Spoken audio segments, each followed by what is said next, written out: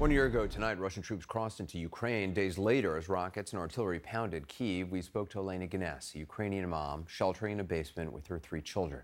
Tonight, an update on her life now.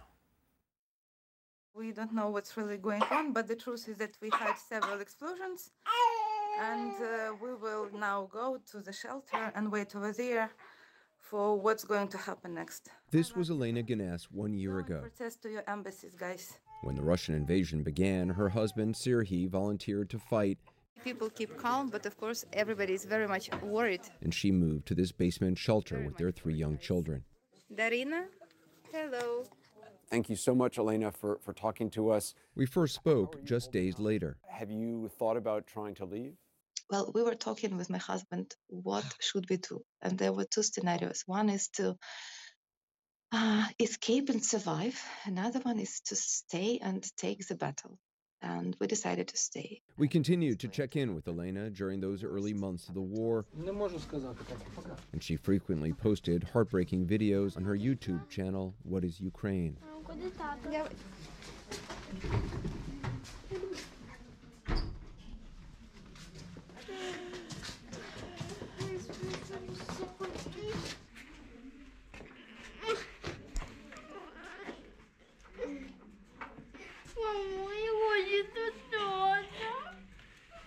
А куди тато пішов?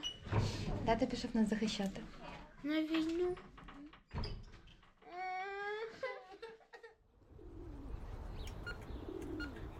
Hey, it's Anderson. Hello, Anderson.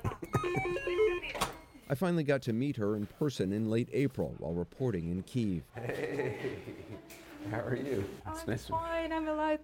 So nice to meet you. During the day, Olena felt safe enough to return to her apartment with her children. For me to do the coffee, I need your help. Oh, okay, sure, yeah, okay. Yeah. I mean, you take the. Oh my God! Wow. Do you know how to I do do. this? Yeah. Maybe she will be sleeping. Maybe she will wake up. I don't know. Try it. You have to know how to do this. Yeah. Okay. Well done, Anderson. You are doing great. They draw Olena was determined to stay in Kyiv and support the war effort. across Kremlin. I hope we will have better reasons to meet, in the future. I hope we meet in happier days. Yes. Thank you. Thank you, Anderson.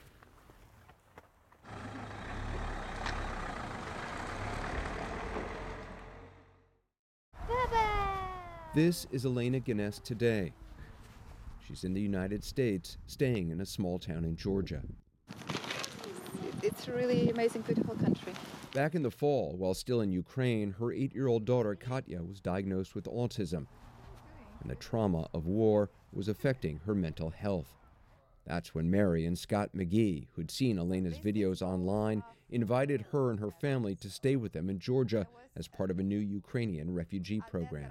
Dear Lord, thank you for this day. Thank you for this food. They arrived just in time for their first American Thanksgiving. Katya made a speech and she said, "Thank you, Mommy and Daddy, for taking us here to a safe place, and thank you for keeping us alive.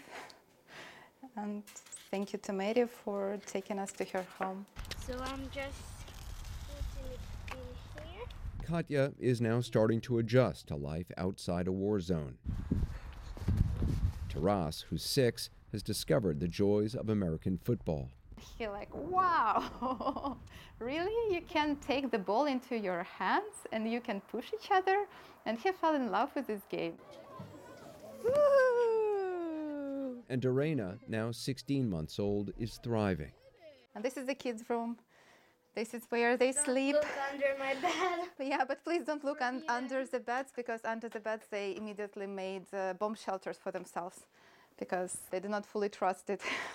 We enrolled them a couple of weeks ago to American school. This school is online. At first, when we just came here, I didn't want to enroll them to any American school because I was kind of sure we will come back to Ukraine very soon. At some point, I realized, okay, we have to live our life, not just sit here like in a bomb shelter and wait for the war to be over. Olena and her family are allowed to stay here for 2 years, and she and her husband have applied for work permits and driver's licenses. She's grateful to the United States and to Mary and Scott but it's hard being away from your home when it's under attack. I ran away from the war to save my children. It's not the life that I wanted for myself. I want the genocide to stop in Ukraine. I want to come back to my country and live my life in my country. This is what I was doing during the war. I still did not lose hope in humanity. I think there is no alternative but to be brave and to believe in light and to fight for light against darkness. Such a beautiful family. One family, 1 year on the anniversary of this war. We'll be right back.